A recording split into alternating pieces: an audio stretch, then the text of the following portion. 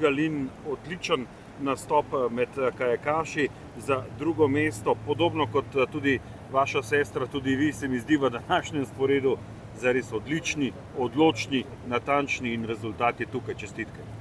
Najlepša hvala. Res je, vožnja je bila zelo lepa, predvsem zgornji del je bil fantastičen.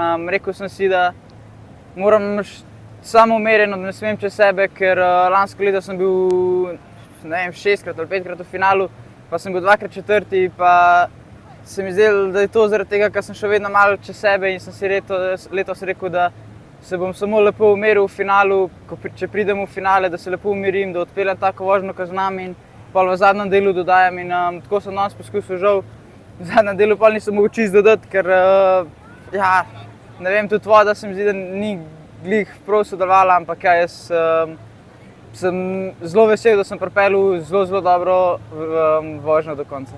V preteklosti je bil Tacen tudi že daljši, ko govoriva o progi, tokrat nekoliko krajša različica. Te tudi to malce prisili, da greš bolj previdno, bolj z glavo vse skupaj?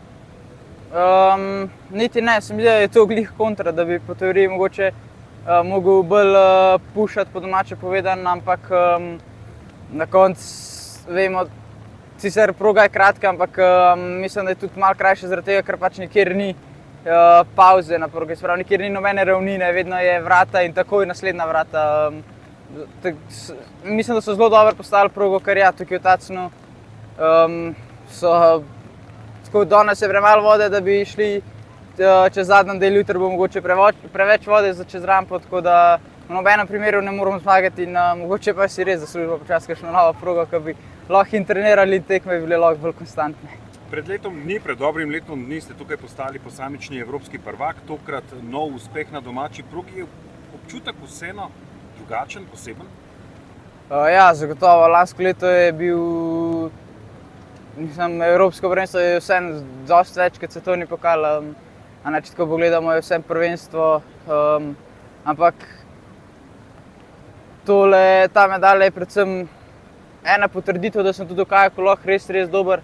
Vedno mi je malo zmanjkalo, čeprav sem velikokrat prišel že v finale lansko leto in letos tole, ko sem prišel v finale, je bilo zelo suvereno. Tako da jaz občutek je čisto drugačen, ampak jaz sem zelo vesel, da se je tako poklopilo, da je lani bila ena medalja, da je letos ena medalja, mogoče bo še kakšna, ampak tudi če ne bo ena in je zelo dobra.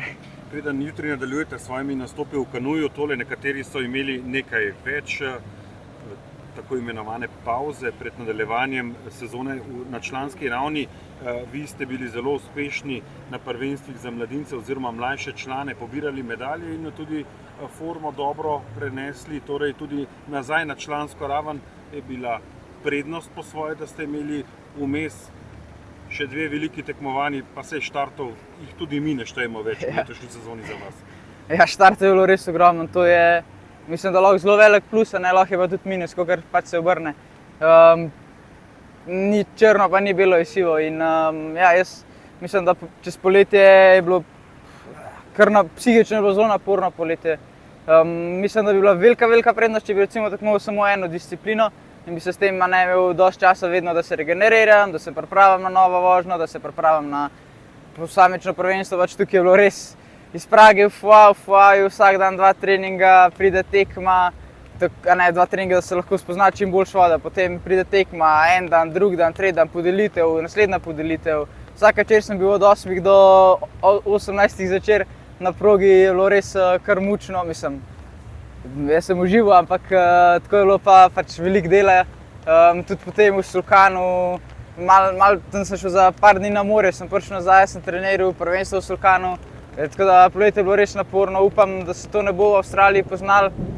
Zdaj se počutim dobro, zdaj se počutim svež, tudi dobro sem se pripravil na te tekme, tako da jaz upam, da bom zdržal, da bo glava zdržala do konca sezone in če bo, pa smo res dobro naredili. Ni še konec Tacna, srečno jutri. Hvala. Povej mi,